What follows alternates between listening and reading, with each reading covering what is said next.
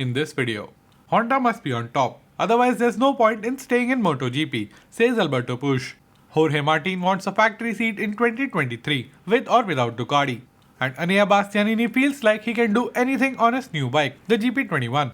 My name is Sankalp, and this is your Racing News Fix. The last 2 seasons have been a disaster for the Repsol Honda team. A winless 2020 season where their saving grace were the 2 podium finishes by Aleix Marquez, and 2021 where they topped the standings of number of crashes throughout the season. Coming over from KTM, Espargaro suffered more than his worst nightmare on the bike of his dreams and struggled to keep it right side up with practically no rear grip. Marc Marquez on the other hand missed 4 races, DNF'd in another 4 and somehow with an arm and a half dragged his RC213V on the podium 4 times. Speaking about the re-return of Marc Marquez, Puig started. I think everyone in the world knows more or less how good this rider is. I mean, it is clear that he is one of the best and one of the legendary riders in history. Further speaking about what he thinks Marc's strongest point is, Puig continued.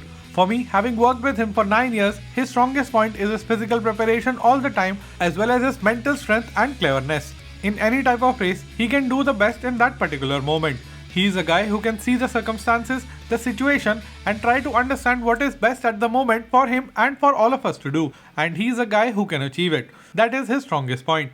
Now we all know that Honda is the most successful manufacturer in the history of motorcycle racing, and as a result they had a lot of pressure to return back to winning ways. So for 2022, Honda have brought a very different looking bike than their 2021 bike, and their technical manager Takeo Yokoyama revealed that the new prototype has been completely redesigned both inside and out.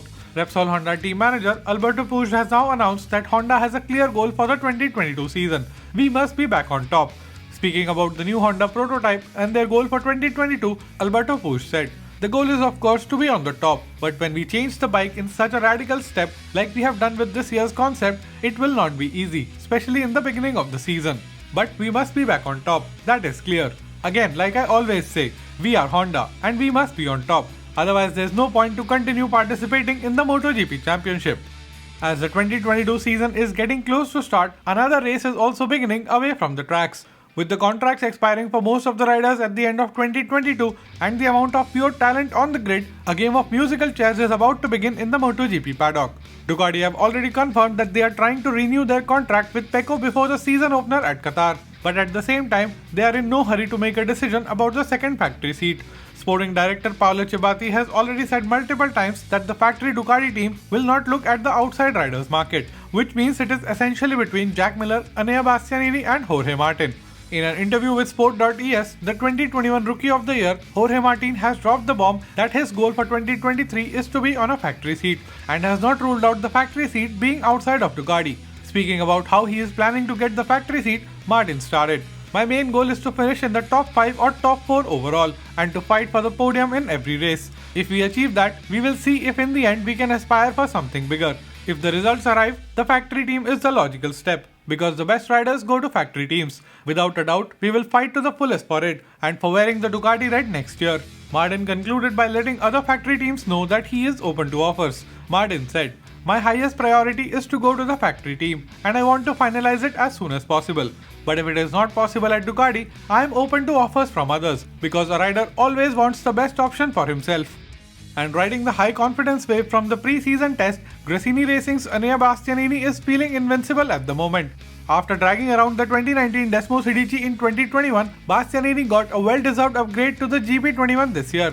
And although many think he deserves the GP22 more than Luca Marini, Bastianini is not letting it bother him at all and is instead working hard to understand the GP21 like the back of his hand. Starting his second year in MotoGP and impressing everyone with his 1-lap pace at Sepang and strong race pace at Mandalika, Bastianini said, "I am more competitive and also I have a more competitive bike.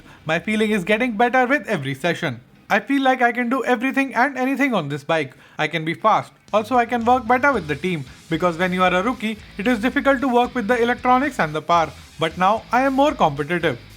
If you made it till here, help me out. Subscribe to the channel and ring the notification bell. Here are 2 more videos which you might enjoy. My name is Sankalp and I'll be back with another video very soon.